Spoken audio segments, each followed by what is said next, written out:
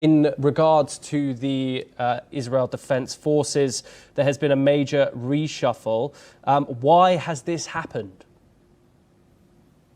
Thomas, I don't think I would qualify this as a reshuffle. It's not like the head of intelligence was kicked out or there's a new head of the Air Force or Navy. These are periodic appointments as part of the regular churn.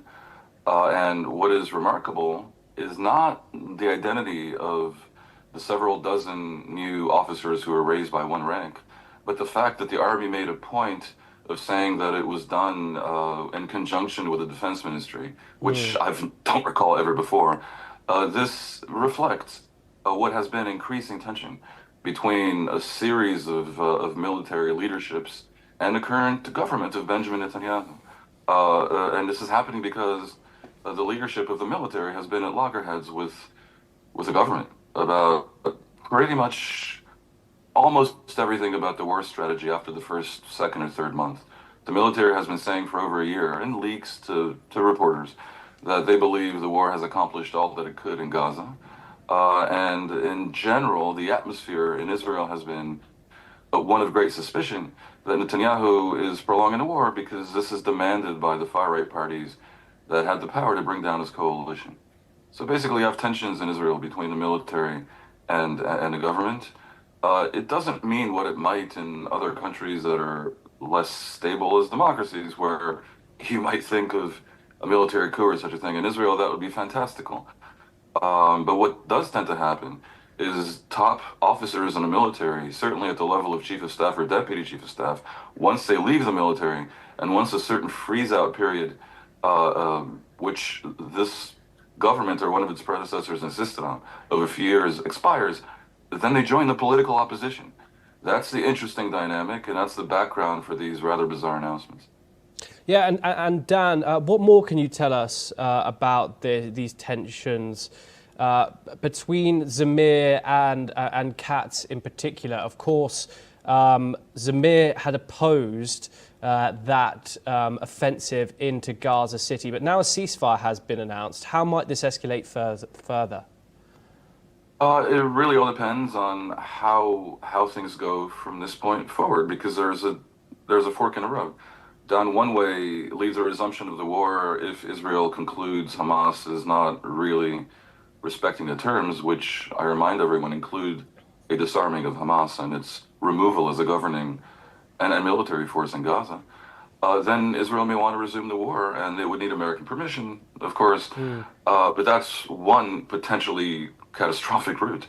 The other is that, the 20-point plan is implemented as Trump claimed had been agreed, although I never heard Hamas actually agree. And then the war ends, and potentially great things come, like peace with Saudi Arabia, Lebanon, and Syria for Israel. And the new chapter begins to be written.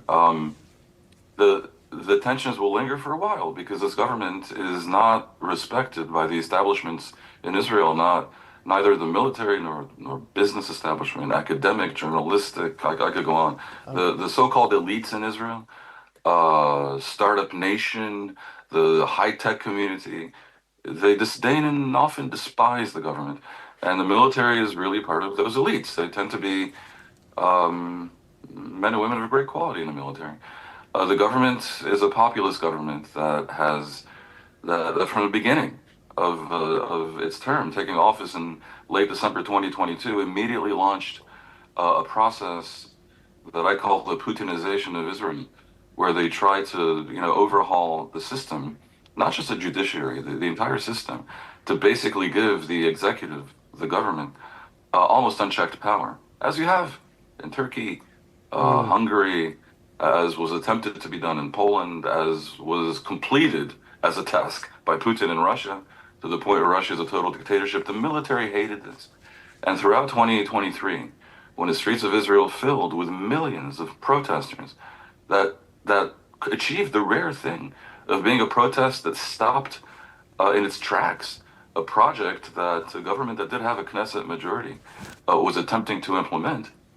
Throughout that whole time, the heads of the military, the Mossad spy agency, the Shin Bet internal security agency, were attempting to tell Netanyahu that this level of a schism that he has created in Israel by attempting this power grab was projecting weakness and inviting attack. And they were attempting to meet Netanyahu, led by the head of the military. Back then, his name was Herzl Levy. Through July, August, and September of 2023, and Netanyahu refused to meet with him as he continued to pursue his Putinization. And on October 7th, Yes. we saw that the invited attack happened. According to the UN, at least 59 of its personnel are currently detained by the Houthis, who have been accused of arbitrarily arresting aid workers and obstructing humanitarian operations in Yemen. Dan, what do the Houthis get out of arresting United Nations workers, and what does a Houthi trial look like?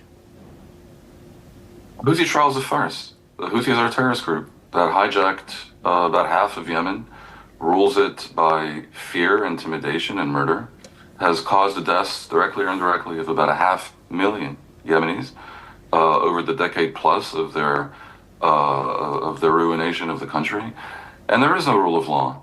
On the other hand, when they claim that these workers for various Western NGOs might have helped Israel target them, I don't know, but I don't assume they're lying. I mean, if you are a worker for a do-goodnik Western agency that is trying to undo the chaos and destruction created by these maniacal, diabolical, satanic Houthis, I don't know, you might want to help Israel bomb their installations. I simply don't know, but it's conceivable that they're not lying. What for sure is true is that they're trying to make sure that if this happened, it won't happen again. And in general, that the workers for Western agencies, which by and large are going to be Yemenis, are as fearful of the Houthis as are the other Yemenis. And don't get ideas that just because they work for the World Food Organization, that means they're somehow untouchable from the perspective of the Houthis. It is a great tragedy what's happening in Yemen.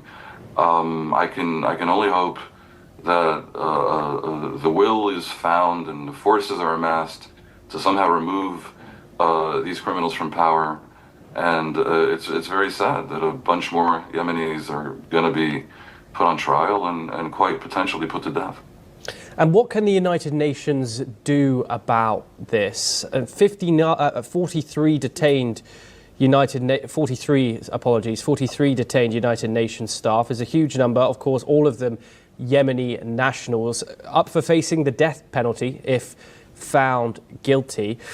Some criticise the United Nations for not being powerful enough in today's world. Can any action be taken on this? The UN generally in its dealings with dictatorships is rather craven and cowardly, and they acquiesce and they almost in some ways legitimize and normalize evil governments in their efforts to offend no one and to be accepted everywhere.